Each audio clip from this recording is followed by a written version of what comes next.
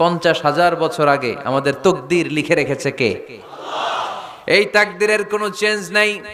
এজন্য আমরা বলি খাইরিহি ওয়াল কদর খাইরিহি ওয়া শাররিহি মিনাল্লাহি তাআলা। এই তাকদিরের ভালো হোক চাই মন্দ হোক সব লিখে রেখেছে কে?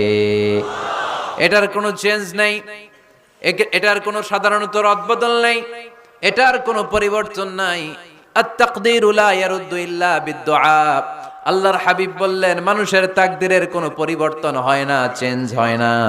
তবে তাকদিরের কিছু অংশ যদি কখনো চেঞ্জ হয়ে যায়, দোয়ার বদৌলতে আল্লাহ এটাকে চেঞ্জ করে দেয়।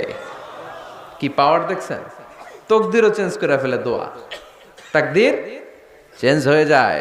আমরা প্রায় শুনি মুমূর্ষু রোগী, ক্যান্সারে আক্রান্ত, বাংলাদেশের সবচেয়ে বড় ডাক্তার ঘোষণা দিছে বাঁচবে না, বেশি বাঁচলে 3 মাস।